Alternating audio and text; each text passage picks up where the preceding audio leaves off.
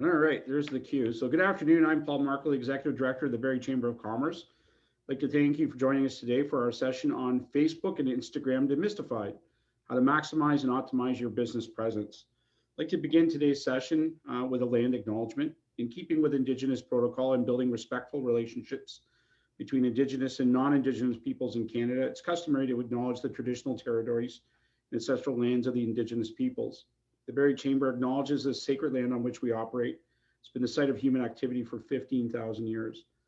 This land is the ancestral land of the Wendat and Anishinaabe Nation. The treaties were signed for this particular parcel of land are the Williams Treaty, Robinson Superior Treaty number 60, Penetanguishene Purchase number 5, and the Nottawasaga Purchase number 18. We're dedicated to honoring the Indigenous history and culture. We also recognize the enduring presence of Indigenous peoples on this land, and we're committed to moving forward in a spirit of reconciliation and respect. Miigwech. So what came first, your social content or your customer? You wonder if your organization is getting the most of Facebook and Instagram, and how do you measure success? So in today's webinar, we're going to learn how and when or why not Facebook and Instagram should be included in your digital marketing strategy, why it's about your audience, the role content plays in digital marketing success, and the time and place for organic versus paid ads. So I'm going to introduce our panelists. Today we have with us again, Crystal Riviere, who is the CMO of Mintent, passionate about the digital marketing world and helps customers navigate it for 25 years. Having founded and successfully exited 3 digital marketing companies, Krista has been ranked as one of Canada's top female entrepreneurs by Profit's W100. She's also been named Barrie's Entrepreneur of the Year and awarded the Women in Business Trailblazer Award by the Barrie Chamber of Commerce. Also with us today is Jessica Holmes. She's also with Mintent and is a highly creative digital marketing strategist, systematically targets and leverages current social media platforms for her clients. She consistently delivers high quality and results-focused digital marketing content, fostering community engagement aligned with the client's brand strategy. Jessica's experiential marketing and telecom sales experience develops an authentic and energetic solution-based approach when connecting clients to their customers. And we have a third member of the Mintent team, which we'll introduce a little later on in the program. But with that, I'm advised that it's jam-packed with content, so we're not going to mince words. We're just going to get at it. So Krista, take her away. Awesome. Thank you very much, Paul. Can everybody hear me okay? Thumbs up? Mm-hmm. All right, good stuff. Well, thanks everyone for taking time out of your busy day to join us here today for this second Mintent webinar that we've delivered through the Chamber audience. And as Paul mentioned, I'm Krista, and I took a look at the attendee list before we got started, and I noticed a bunch of names that I recognize, so that's always very welcoming. For those of you who don't know me, I've been doing digital forever. I just love it. There's really nothing else I'd rather be doing. But when I'm not doing digital, I am a mom of 2 kids. I'm a Kempenfelt Rotarian, and I love to read. And I consider myself a hobby chicken farmer. And as of the end of the day today, I will also be the mother of 5 ducks. So that's a little bit about me. Not sure how I feel about that, but I don't really have a choice. And I did bring some bench strength with me today. Jessica Holmes is one of our really awesome and talented account managers at Mintent who works directly with our clients. And Jessica could just say hello. Hi. Awesome. So I'm going to be keeping it high level, and Jessica is going to be bringing a lot of depth to this whole concept of Facebook and Instagram. But maybe actually, Jessica, if you could just, you have some interesting words there that describe you, so maybe you can take a second and say more than hello. Yeah, of course. So I became obsessed with digital marketing before it was cool. I actually was on Facebook in university when only university students can actually have Facebook. I love arts and crafts. I'm a mom of 2 girls, and I am a bit of an adventure junkie. I actually bungee jumped in a trashed the wedding dress. Wow. Wow. See, I didn't know that about you. So that's awesome. Let's go to the next slide. All right. So Paul introduced the webinar, and yeah, we just thought there was an opportunity in the marketplace to really demystify a lot of the details around Facebook and Instagram, because there's a lot, and we feel very sympathetic and empathetic to clients who come to us. They just don't know where to start, or they tried to start and they don't know if it's working or not working. And so we seek to bring clarity and confidence to our clients' digital marketing strategies and social strategies. So we're going to talk a little bit today, the how, when, and why of Facebook and Instagram, and if it should be included in your digital strategy. And usually the answer is yes. Why it's about your audience, and that's oftentimes forgotten. The role that content plays in digital marketing across the board, but really in social, it's super, super important. And then we're going to talk about the difference sort of between organic and paid social. And we have a whole bunch of bonus content at the end of this deck, including some TikTok content. And there's overall just a ton of content in this presentation. Don't worry about taking notes. This is being recorded, of course, but we're also going to offer up this deck for download. So you'll receive an email from us in a couple of days, and you can just download the whole thing. We have references throughout the deck too to other content that's useful. And then just a couple of housekeeping notes. So that was one of them. There's a ton of content. Don't worry about writing it all down. We're going to be doing a draw at the end of the event. And so we have about 40 minutes of content, then we're going to jump to Q&A. And throughout the deck, we're going to be asking you guys questions, which you're going to type your answers into the chat. And then we're going to take all of the questions and all of the answers that get asked. So we want some interactivity here. And we're going to do a random draw at the end.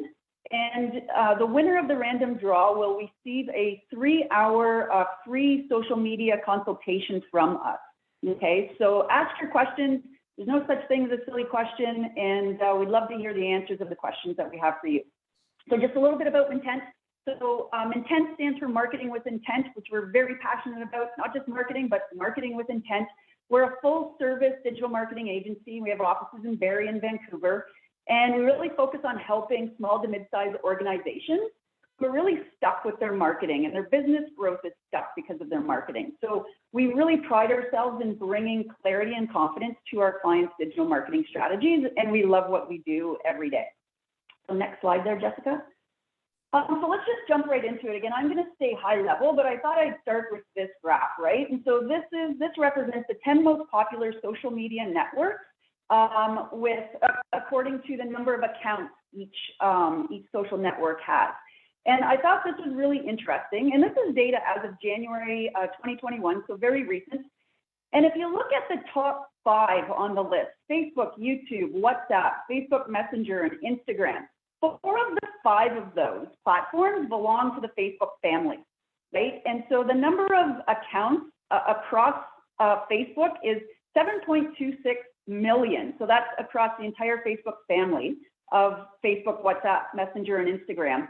And it represents 75% of all of the accounts in the top 5. So it's a pretty massive audience. Now, yes, there's a duplication of those accounts, but the audience is just massive, and the potential audience for you is just massive. And then here's some other interesting Facebook facts. 83% of Canadians have a Facebook account. I thought that was higher than last I heard, obviously.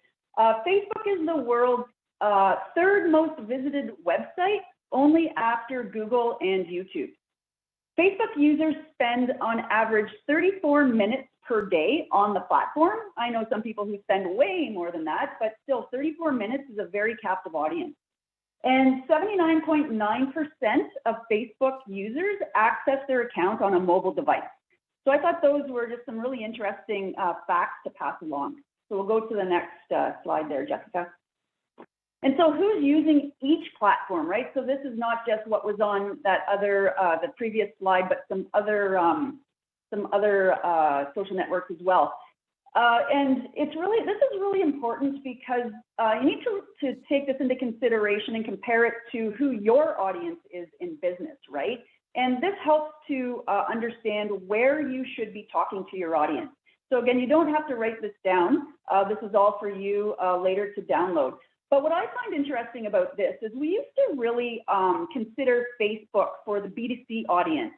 and Twitter for the, well, B2B and B2C, Instagram for B2C. But what's happening more and more is that there's an overlap between the platforms and their relevancy from B2C and B2B, right? Facebook is very much applicable to the B2B audience. Instagram, more so B2B, right? Or more and more B2B, but very much B2C still. So we need to not write off certain platforms as applicable only to one market. It's really about understanding where your audience is hanging out online. So next slide there, Jessica. And so the big question that we get asked, right? Should my business be on social media? But I always think that that's the wrong question to even be asking. Rather, the right question is my business taking full advantage of the most powerful digital advertising platform on the planet, right? Because that's what Facebook and the Facebook family represents.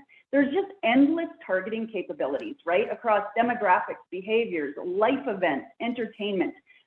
There's this really neat Facebook ads targeting infographic that we found down at the bottom that you'll be able to click on later. And it just shows that almost really the endless capabilities that the platform brings to you as a business owner to reach your audience and target them and slice and dice the targeting in some really unique ways to get your messaging and your business's products and services in front of them. Next slide, Jessica.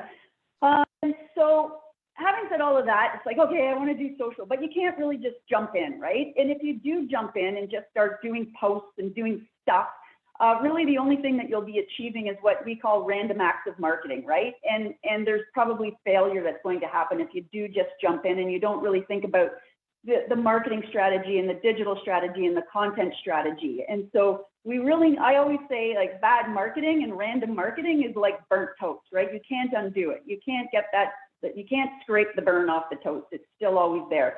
So my point here is don't just jump in. You need to give it a lot of thought. Understand your audience from a persona perspective and understand what they're trying to achieve, okay?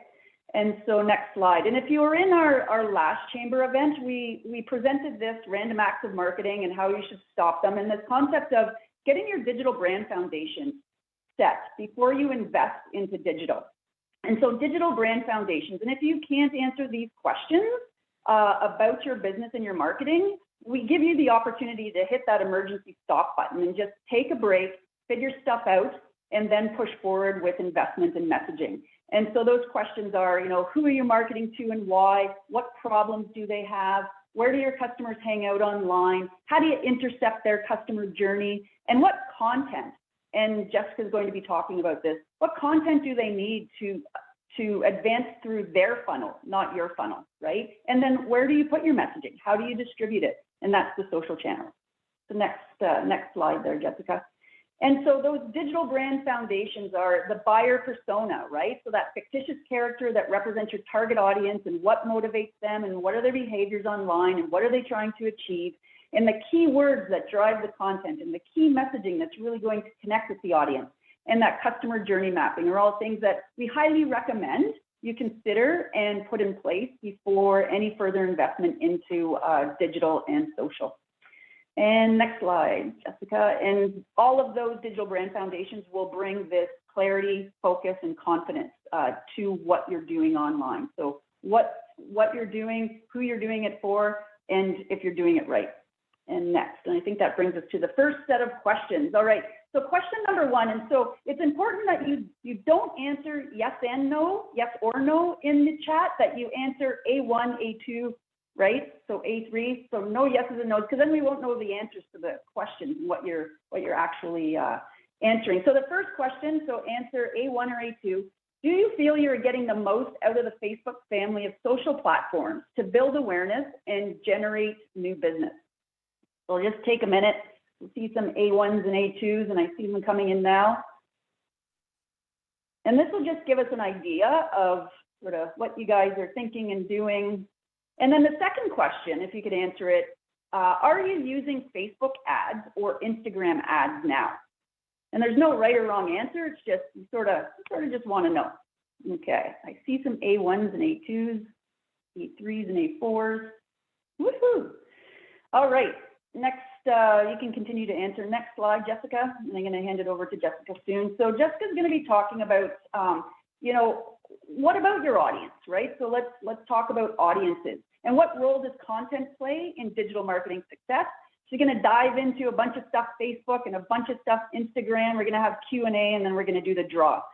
Next slide. And before I hand it over to Jessica, I just wanted to go over a concept that I find really important to make sure people understand. And it's the concept of organic versus paid, not just in Facebook, but across all social media, right? So there's organic content, right? And that could be a social post that you put up that you're not paying for, right? So it's organic content that reaches your audience organically, right? And so people may come across it because a friend has shared it, or a hashtag comes up. So you're not paying for that organic content. And then there's paid content, and that's the ads, right? And so that allows you to reach a wider audience than what you've been able to develop organically, right? And so that paid content is paid social, okay? And so that paid social, paid ads taps into the awesome capabilities of Facebook and Instagram advertising. So I just wanted to set the stage with that. And with that, I'm going to hand it over to Jessica. Jessica, take it away. Yes. So what does your audience need? Well, obviously you need to create your personas, which is the most important thing because that is your audience. Personas are usually 3 or 4 different types of people that you're targeting as for your business. And so with that in mind, your audience wants great content and they want to be educated by you. They want to be entertained by you, and they want to have rewards given by you. So that could be in contest form, discount codes, whatever. At the end of the day, the content is about them, not you. So when you're creating your content strategy, there's actually a lot of different points you need to consider. You need to first do your research and audit all your social media accounts. You need to build your audience through personas. Then that sets the blueprint to allow you to create your content strategy, your community engagement, and then paid social. So it's not just about content and paid. There's a lot of different steps involved. With that, when you're creating your content strategy, there's different elements that go into that. That's the framework with the content themes, the mixes, the types of content, and your engagement. So with themes, there's different themes that we suggest when you are writing your content, with promotions, your product and services, thought leadership, inspiration, brand core. So what does the brand really have to offer? What are your core values that you want to represent? And then the edutainment, which is education and entertainment combined. The mix here is the percentage of content that you're going to actually be posting on your social channels. So the different types of content, there's own content, branded content, and curated content. Curated content is an interesting one because it's taking other thought leaders. They could be your competitors, they could also be partners. And then you actually write content and share their blog or news or white papers that you're like, this is actually really educational. I want to share this with my audience. So obviously with content, it's all about the engagement. You want to engage with your audience, and that can be done through different options. We like to use question and answers, asking questions in the post to gain a lot of audience members to actually respond to it. So it could be like, what's your favorite thing about Christmas? And then you have an engagement increase from your reach, which is great because then you're able to actually keep the conversation going and it's not just a one-sided relationship. So how do you make your content exciting? There's many ways to do this. And here's some ideas that we've presented. Behind the scenes is a great one to actually showcase to your audience what happens. 24-hour deals, account takeovers with any partners, live Q&As, contests and giveaways is a huge one because that allows people to share your posts and then you extend your reach and then grow your audience. Content calendar and timing. This one's really important and it allows you to really focus on making sure you get your content strategy on target. So that we actually have part of our download, we've created a social content calendar that gives you all these different elements. So you got to remember that like you want to hit all your different topics and themes and then come up with your creative and then links out to either your website or if it's curated content. So that will really help you like fine tune your content calendar. And then obviously timing is also important. We have a link there also to allow you to find out what the best times are to post on different social channels. And this is really important because you don't want to be posting at midnight if your audience isn't there, because once they wake up in the morning, your competitors have already started posting in the morning and your post actually gets pushed down further in their feed and they may not even see it at the end of the day. So what can you do on Facebook? There's many different options. Obviously there's the Facebook profile, which is individual, which everyone is familiar with. Then you can also then build a business page where you invite individuals to actually manage that business page. You can create Facebook groups and invite individuals to that group. And so you can also create a Facebook event. And then Facebook Messenger is really lucrative because this is how you actually can run your lead gen campaigns, which is great, and leads in general. So with the Facebook Messenger, you want to make sure you respond in 24 hours because then you actually will start becoming a responsive business owner.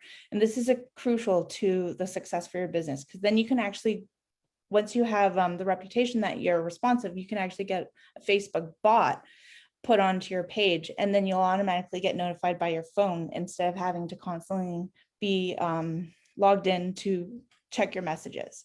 And then there's Facebook Live, which is for any live events or partnership events that you want live. Just the only thing with the live events is that it's live. So bloopers do happen and editing is not an option. So Facebook paid ads. Remember, always bring it back to your audience. This is imperative with just building your campaign in general. You want to use the personas when you're building your campaign to make sure you're hitting your objectives. So there's different objectives. There's your awareness, your consideration, your conversion, and your loyalty. With that, you then want to consider the targeting of that audience. So do you want to target your audience in North Bay, or do you want to target them in the GTA? That actually changes the whole parameters of your paid ads. So with the personas and custom audiences, and when you're in the back end of the ads, business ads manager, you can actually customize your audiences to make sure that the right people are seeing the ads to get the reach that you want. And so you can also do this by using your existing Facebook fans and excluding them or including them in your ads. You can also have your email marketing list uploaded to target them. And the one thing that a lot of people don't know is that you can install Facebook Pixel to your website. So that allows you through analytics to see who is coming from Facebook to your website. And the one thing that we do want to point out is make sure you don't purchase lists because it's against Facebook and CASL compliance laws in Canada. So Facebook ad types, there's many different types of Facebook ads. The awareness ads, the consideration ads, and the conversion ads are the most familiar. And if you're stuck on figuring out how to actually do these ads, we have a video that you'll be able to watch another time to really understand how to actually build all of the 3 different ads. There's different places that these ads show up on your Facebook. So there's the best conversion ads, which is right in the middle of your feed.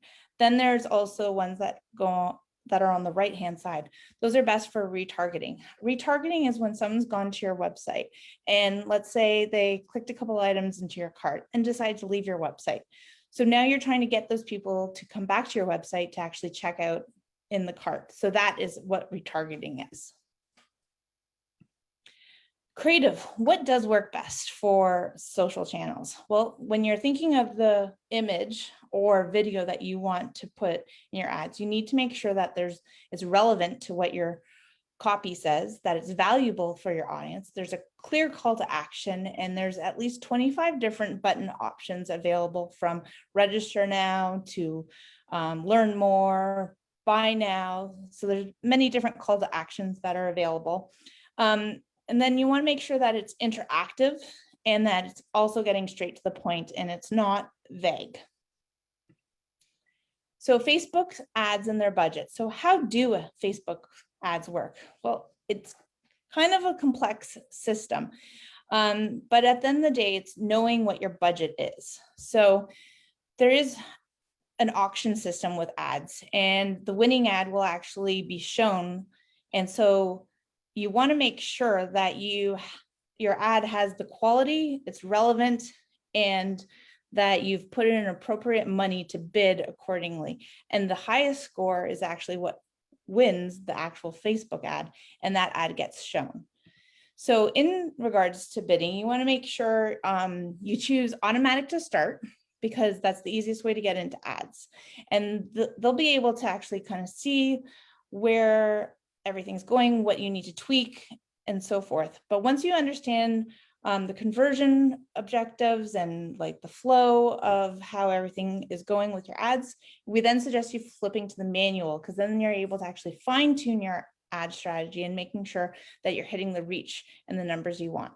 So one thing to keep in mind is like, what is your goal for the cost per lead?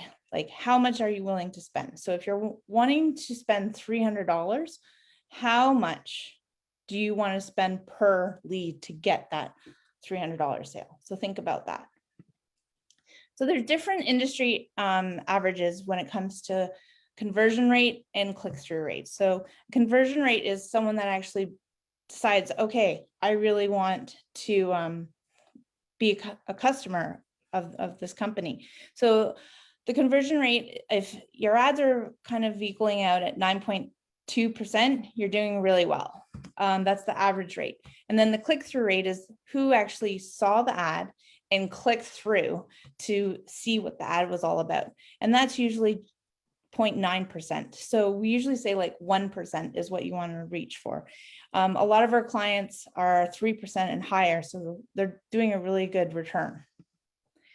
Now there's scheduling and timing. This is really crucial to think about. Like, how long do you want your campaign to go? Make sure you don't schedule ads during high traffic times, because that actually costs more. And then think about non-peak times. Do you really want your ads showing for, let's say, daycare at midnight? That's not a good fit. Also think about timing of when you do your ads. Like, are winter boots in July relevant? No. So you want to consider those factors when putting in your timing and scheduling. Now, here's a tip that a lot of people don't know, that you can actually target people that have a birthday next month. And so you can actually click that off as one of the options. So then when your ads are going out for, let's say, spa day for your birthday, you're actually have fine-tuned your audience to actually target people that with a birthday coming up next month. Question time, Krista. All right. Yeah, that's a lot of stuff. And so if you're feeling overwhelmed, well, you probably should be, because it's just, Facebook is just a very complex platform, and there's a heck of a lot to know, which is why we have folks on our team, and that's all they do is Facebook strategies. And so the third question is, do you think you have a content first, audience first, social strategy? And think about that. And maybe you do, but maybe it can be tweaked. So we'd like to know the answer to that. And then Q4, in all of that, Jessica just rhymed off a bunch of stuff. Was there at least one takeaway or one thing that you can consider to apply to your business? So yeah, I like to think that when I go to webinars like these, because I go to webinars as well, if I can take one thing away and apply it to my business, then that's a good webinar. So we'll just get those answers, and then we'll just go to the next slide. We're just going to jump into Instagram and just consider some things about Instagram here. So next slide. And again, it's like we have clients who come to us. They'll be like, "Should I be on Instagram? I'm selling to B2B."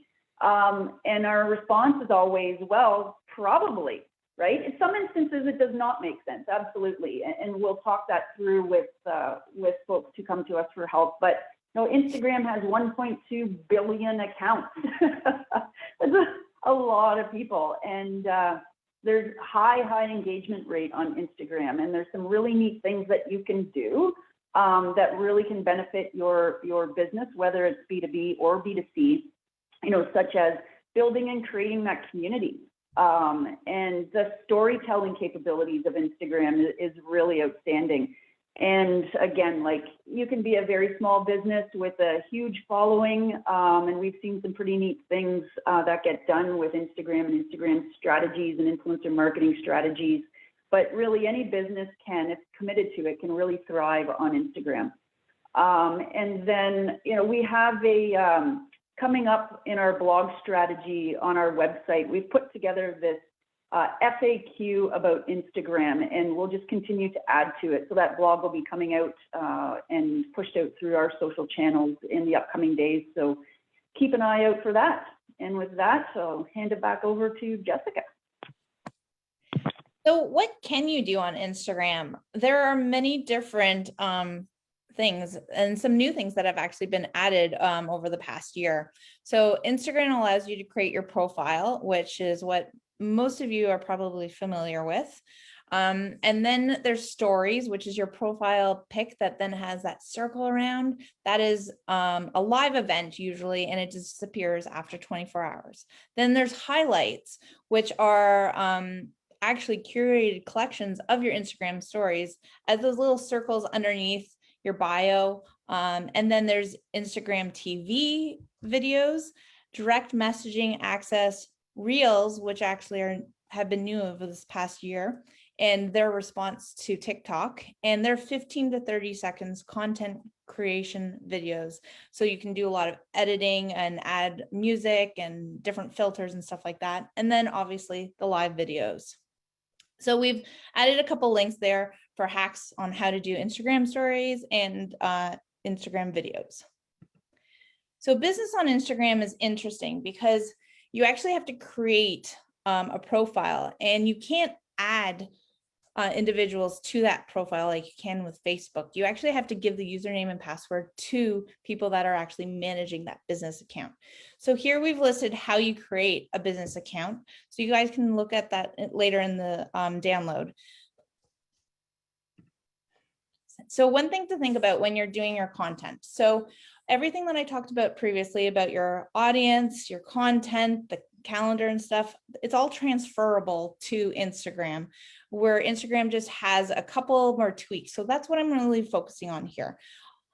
So the shoppable posts, which are really interesting, that you can actually add tags to photos with buy nows with direct links to that product to purchase. So that's very helpful, and it increases sales for a lot of businesses. And these can be put directly in your feeds, your stories, your reels, and live broadcasts. And the how-to guide on how to use Instagram, we've also included there for you. So when you're building out your Instagram feed and how it looks, it's really important to stay true to your brand identity, make it authentic and very engaging. So here is actually one of the clients that we've built out for them. And it stayed very true to how they wanted it to look. They wanted it black and white. They wanted photos on either side and then words and quotes down the middle. So with that, we did photo treatment. We did their voice and tone. And then we used the color palette of black and white.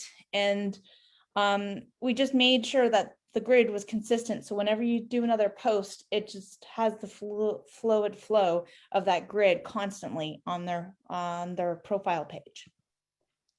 So Instagram and content and timing. So similar to Facebook with the content calendar, the only difference is you actually can't have links in your posts. The only way you can do that is if you put a link in your bio and the content reads link in bio. And you just have to remember to change out that link in your bio if you're deciding to post something else or you want it to drive traffic back to your website. Posting on Instagram is slightly different for timing, where Facebook was 11 a.m. and then 1 to 2. Instagram is basically 10 to 11 a.m. is the sweet spot. So Instagram paid ads. So what's interesting with Instagram paid ads is with Facebook Business Manager, you can actually post your ads for Instagram through Facebook, hence they're the family. So we highly suggest you have a Facebook business ads account, so then you can manage both your Facebook and Instagram. But you're also able to do Instagram ads just by itself. And so we've included a link here, so then that explains how to do that. But with Instagram ads, there's many different ad formats. You can do story ads, photo ads, video ads, carousel ads, which is exactly what you think of, a photo gallery in a carousel, collection ads, explore ads, TV ads, and shopping ads. But thank you so much for listening to me. And for Krista, too, and having us. That was Facebook and Instagram at the speed of light. Yeah. So there's a lot of questions. So, and we have time to answer them. So Paul, did you want to head that up? Yeah, absolutely. Sorry, I had my sound off my phone, but one of my Instagram things went off, so I apologize. That was fantastic content. I always refer to this stuff as a giant box of darkness. So anytime you can get some professionals to shed some light, I think it makes a lot of sense. So yeah, let's get into some questions here. We've got some of them are similar, but I've got beeps going off here. I'm sorry, I apologize. Oh, so some questions in here about tags. I don't know how to use tags. Where are tags the most effective? I've got friends that put in 7,000 tags. It drives me insane. And some of them are visible. I know some are hidden, but maybe you can explain that concept a little bit. Yeah, of course. No, I think tagging people, is that what they're mentioning? The tagging people and businesses, or hashtags? It says tags. Okay. Oh, okay. Just both. Yeah. Do you want me to go? Yeah, I want you to go. Okay, so tagging people or businesses. So when you're writing out your content, to tag a business or a person, you're going to do the @ sign and then start typing out the name. And usually a drop down happens where then you're able to select the business that you're trying to tag into it. So what's great about that is that you're actually expanding your reach and allowing the person that you're tagging to know that you're including them in a post. And that also increases your engagement rate, because that person that you've tagged or the business will actually usually respond back in a comment, and then that allows a conversation to go back and forth. You can also tag people in photos, and same thing, you just do that @ side.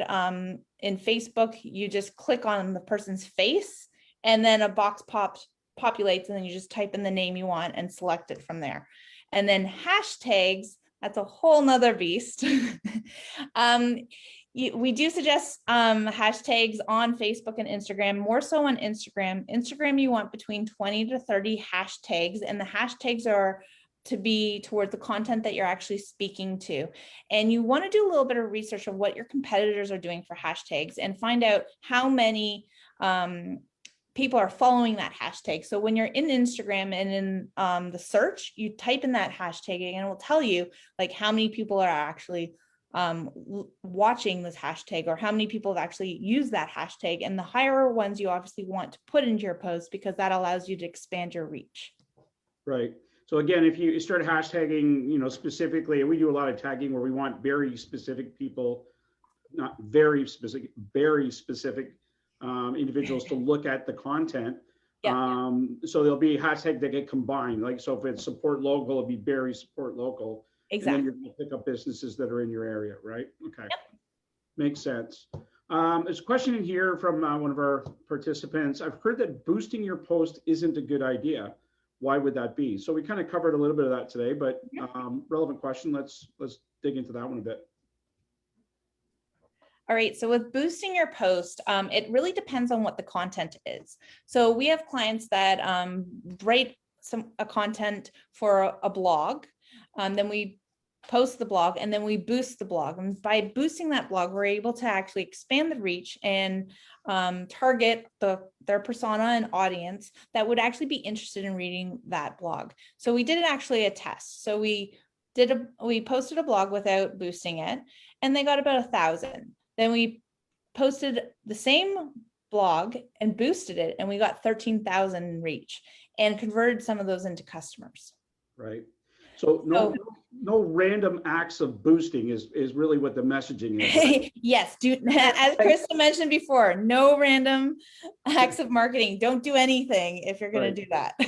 Be very specific, because I mean, Yes. if it's done with purpose, then then it's good. If not, then you're just wasting money, really, when you get down to it.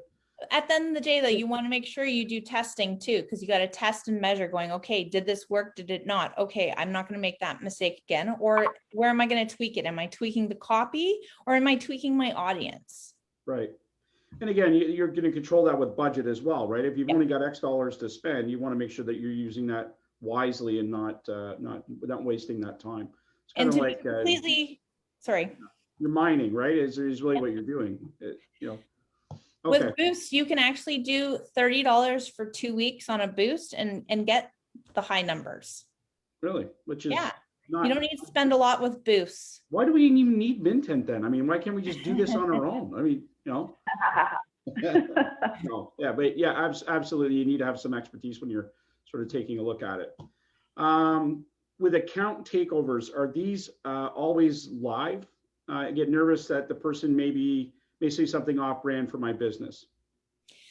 So with account takeovers, there's different options, and it depends on what element of the Facebook or Instagram you want to do. So with account takeover, some of you might know Julianne Harris. She is based out of BC and was on The Bachelorette and stuff like that. She's done account takeovers with other brands where she actually writes the content and the post for the whole day and then shares it with the brand to make sure it's on point. And then she posts it throughout the day as an account takeover. You can also do then the partnership, like live video. That is a bit riskier because, as I mentioned before, you can't edit it. Right. Okay. And again, same person. So we'll ask one more question from her. Do all paid ads show up as sponsored ads? Yes. Right.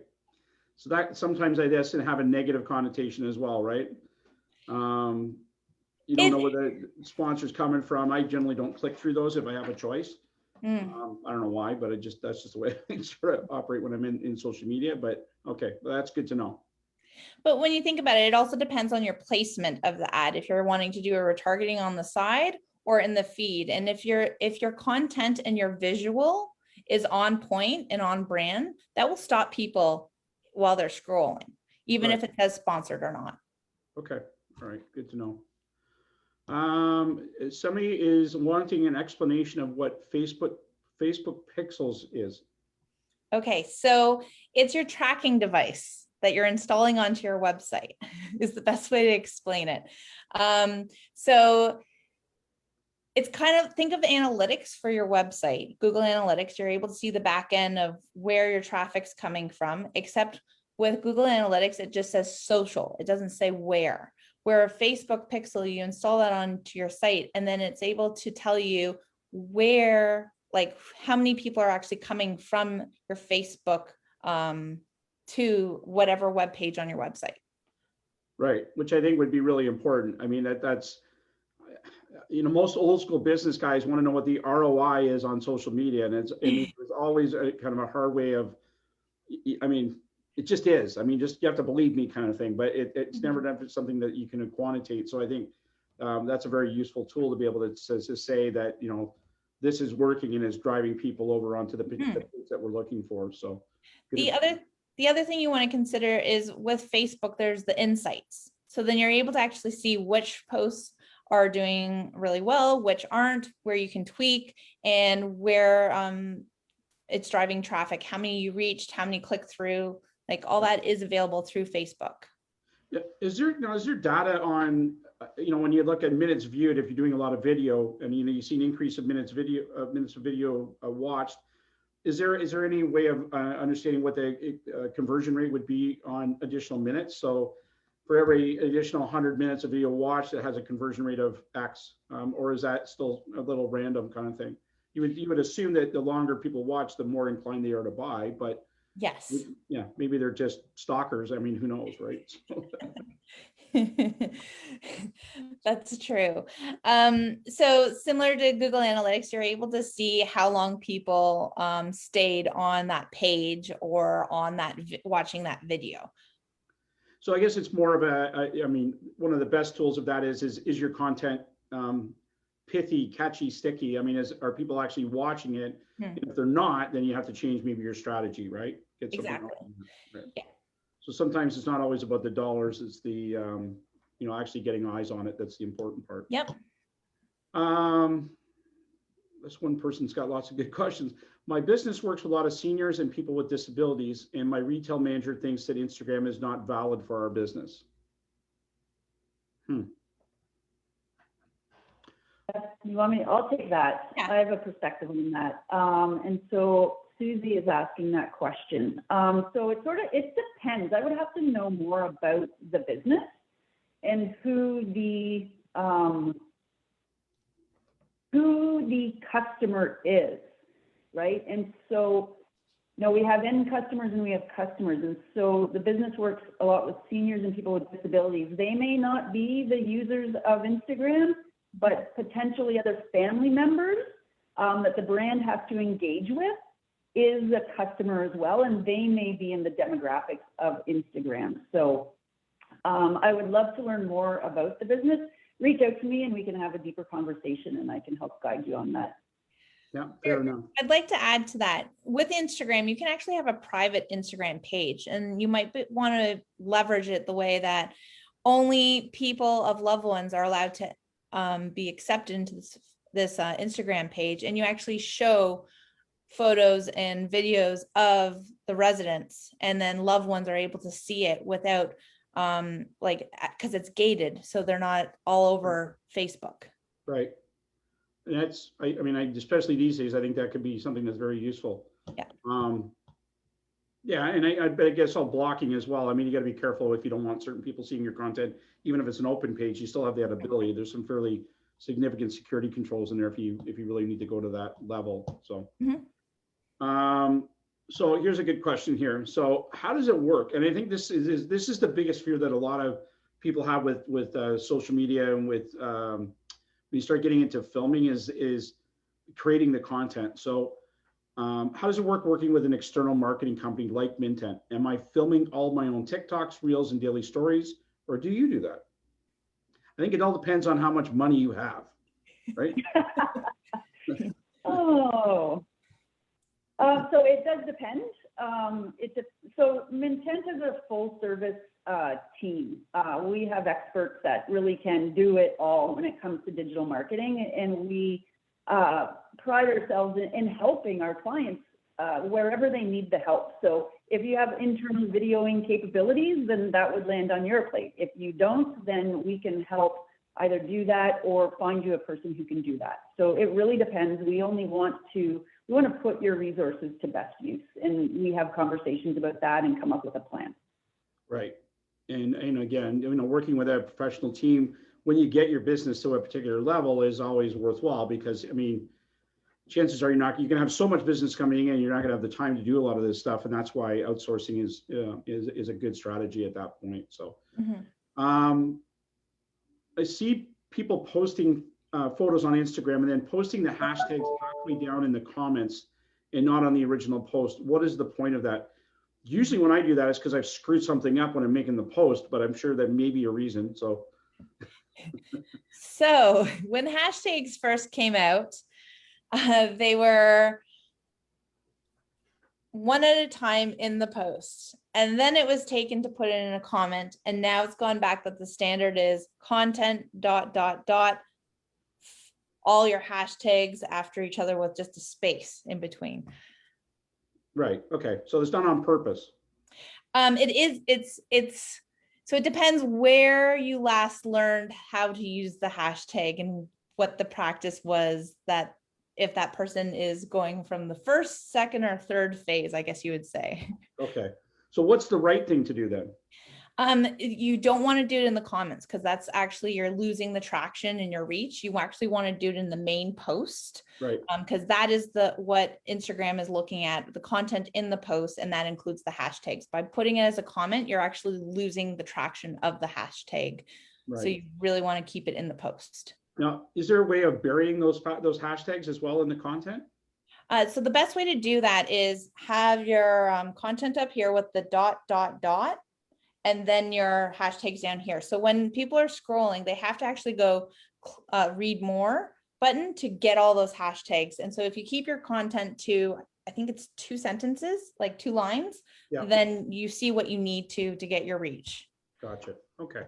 And you can edit Instagram posts, like the verbiage. Oh, really? Yeah, you can edit the content and add a hashtag if you forget into. Sometimes you can do it. I mean, if you're doing it on your laptop versus your phone, it's always different. You can do more on your phone than you can. Yes. Right. So sometimes, it's better to be generating it that way. You can be more creative. Obviously, you can add in Brad Pitt doing this or whatever. I mean, you can do all sorts of fun stuff with your Instagram post, but you can't do that necessarily on a desktop or a laptop always. Instagram was made for cell phones. Right. Yeah. So that's why you have more capabilities on the cell phone versus the laptop. Yeah, for sure. Trying to get another question in here that we haven't hit yet. Can we, hey, Paul, before you ask another question, I think it's Julie who's running the draw? The draw. She's going to tell me. So I did a little goof and I told people to put their questions into the chat, the answers to their questions into the chat. Okay. And I want those to count too. So we're going to do 2 draws. We're going to do a draw for the folks who entered their, who asked questions in the Q&A. And then we're going to do another draw based on the people who put their answers into the chat. Okay. I hate to complicate it, but yeah, that was my fault. I told people to do that. No, that's fine. So Julie, if you could grab another total, so a second total from the chat, be great. Yeah, she's working on it. So let's do the Q&A part first, please. Okay. So I don't even know what we have in the Q&A for answers though. So we're going to do the draw now. Jessica, if you can share your screen for the randomizer, and there are 7 qualified questions for the draw in the Q&A box. So we're going to have 7, and Jessica's going to hit generate. 3.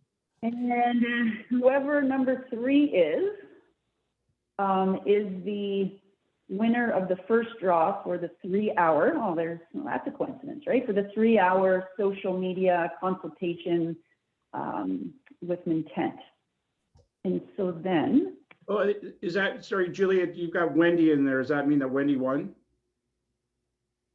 All right, Wendy is our winner. For the Q&A. So now over in chat, are we able to grab a number? The chat. 15. All right, Jessica, plug 15 in. 15?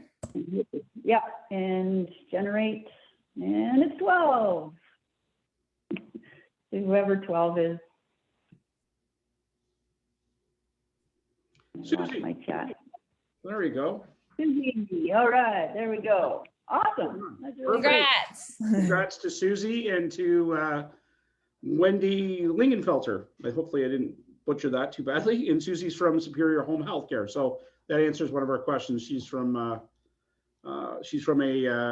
medical supply business. So John Tom, I believe, is a big guy there. So one of our favorite guys for sure. You're welcome, Susie. We're happy to help. Yeah, awesome. Let's get this out of here. So I got a bit of clutter in here as well. If your IG page has some clutter, unintentional, of course, until you take a webinar, how do you clean it up? I know that there is the ability now to kind of lump your content into buttons, right? So, which makes things a little cleaner, but maybe you can explain how to do that. Well, you first want to do an audit of your social channel and see what content is driving traffic, what's not, what is on brand, what's not, and you just actually delete. That's the best way to clean up stuff that's not on brand that you're like, this didn't do much for me. And then you start fresh. Some clients even delete their whole thread, like their whole feed, and start fresh because they're like, we were just marketing with no intention. Right. Okay. And it's always good. So that, I mean, there's a question here with regards to quantity over quality. Is it, which is more important when social media posting? Well, we know that from our last webinar, it's always quality, right? One good post is always better than 15 bad posts. So that's I'll take that one. How's that? You're learning, Paul. You're learning. learning. And how You're much hired. time should you allot between each of your channels? I think it really depends on what your goals are, right? I mean, your audience is Instagram, then you're going to spend more time on Instagram. Exactly. So you do want to, it depends what channels you've decided to market to, and then you're going to write for each of the different audiences on each of your channels. And that goes back to your persona work. You want to see who your personas are, because if you have a persona that's, let's say, 16 years old, and then you have also one that's a 34-year-old lady and maybe a 50-year-old businessman, you'll actually want to do Facebook and LinkedIn to hit all of your personas. Yeah, and that's good information. We're building out the Accelerate Summit, and we developed 3 personas for it. And I didn't ask any questions. I didn't look like an idiot, but I didn't really understand why we were wasting our time. But this sort of brings to light why we would sort of focus on that. But and it really does kind of allow you to kind of say, no, that doesn't fit, because no one's going to look at it. They don't care. That's not what we're targeting. So I have a question about, it's not in the chat here, but a question about TikTok. They've come out recently with 3-minute videos.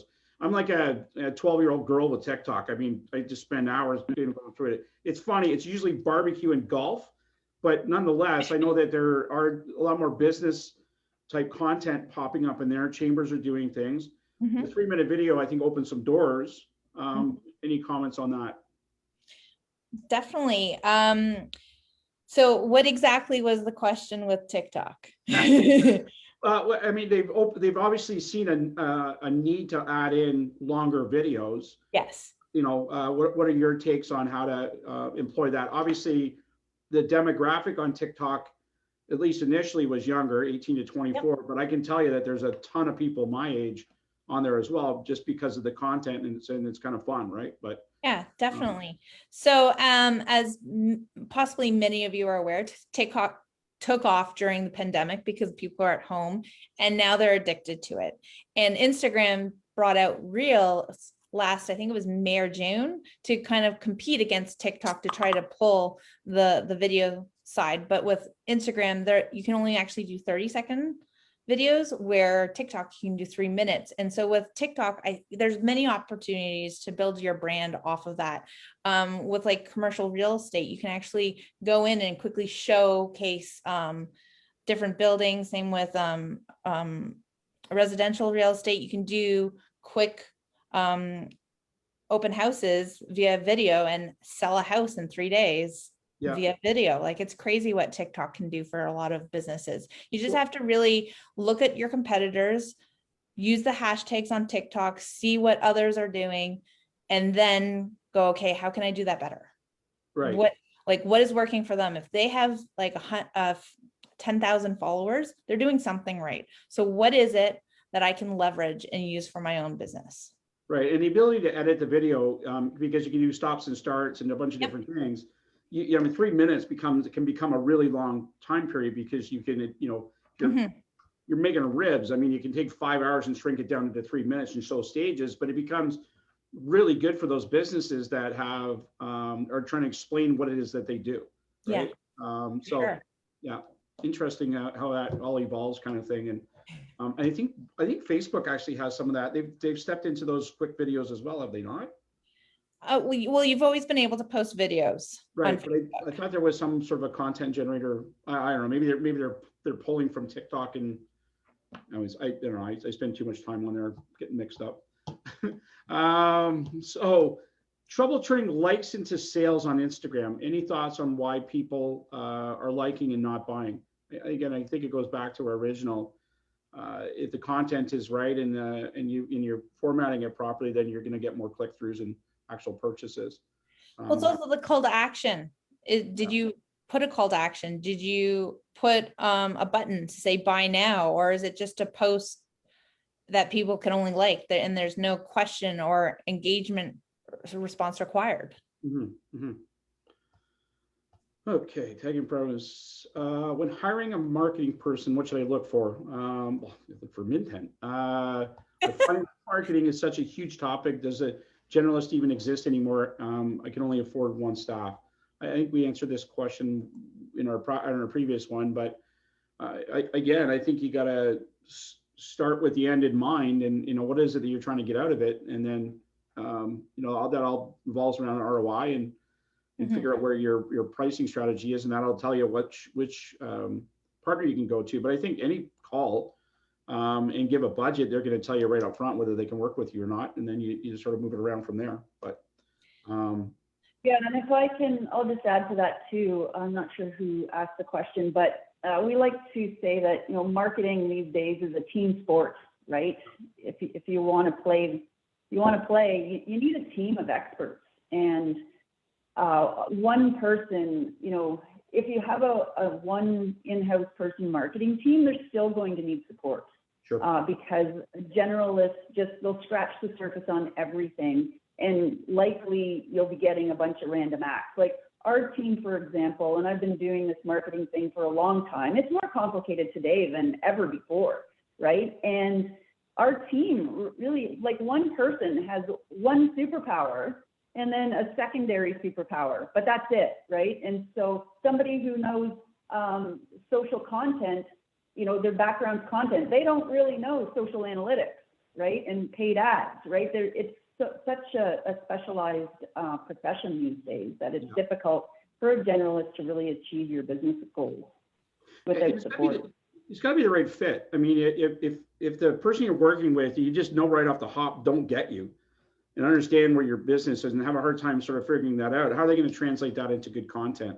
So don't be afraid to fire your marketing person if they're not seeing your vision. I wouldn't say that, blatantly, but I mean, look for make a change if it's not working, because obviously you don't want to be wasting time, money, resources, even your customers' time by not putting the right content out. So the other option is like going to an agency, getting them to kind of build your strategy with you. So then when you hire someone that's more junior, they have a roadmap to follow.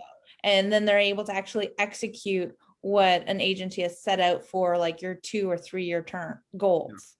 Yeah, for sure.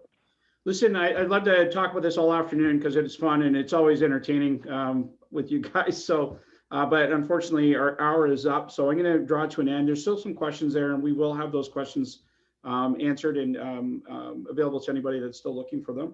But I'm going to close off. And again, I want to thank Krista and Jessica for coming with it to us today and providing such great content. And we've got at least one more in this series, and I can see more being developed as we move forward. It's great content and certainly very relevant. So in closing, I'd like to thank you for joining us for the work you're doing in your business every day. Thanks for the work that you've already done to flatten the curve. We're close. Second vaccinations are climbing. We're actually leading the world in first vaccinations now. I was on a council meeting today, and it's incredible what we've been able to do. That mass vaccination site they had in Toronto this weekend was amazing. And again, the end is near. So continue to shop local, make intentional shopping decisions when you're out. As we get to reopening tomorrow, to expanded patios and stuff, obviously be very respectful of your neighbors and make sure that you're doing your best to support local. We have our rapid screening program in place at the Chamber. If you're a small business, I don't care if you got 2 shots. You know what? You're still asymptomatic. This is something that's going to build confidence in your business. It's going to build confidence for your customers, your staff, their families. Get it done. Doesn't cost you anything. It's 10 minutes. I did it today. Doesn't hurt. I got a big beak and a dull brain, and it only went in about an inch. So everything's great. And I'm safe, and our whole staff is safe today. So I would encourage you guys to do that. Chamber Chat networking tomorrow at noon. And actually, we're going to be hosted by our own Melissa Bull tomorrow. Unfortunately, fortunate for me, but unfortunate for her, I have an appointment tomorrow, so I won't be able to make it. But Melissa's going to do a fantastic job, and we have somebody coming in from the Métis Nation to talk to us a little bit about some of the programming they're running on summer jobs. So content creation and successful strategies for blogging is on July 8th at 10 a.m. and eliminating pain from the workplace is on July 20th at 1 p.m. So Thank you very much for everything you're doing. One last date to throw out there. Our golf tournament is on September 14th. We will be sending out some information on that, but great deals out there, sponsorship available. We're keeping it priced affordable this year again, so that everybody can participate. Hole signs are cheap. So we want you guys buying them as best as you can, and we will have some great social media going out with our help and from our learnings today to get you guys engaged and hopefully out hitting a few balls into the woods. All right, and with that, I'll say goodbye and have a great afternoon, a great Canada Day, a great extra long weekend. Be safe, and we'll see you soon. Thank you. Bye. Thank you. Bye, guys.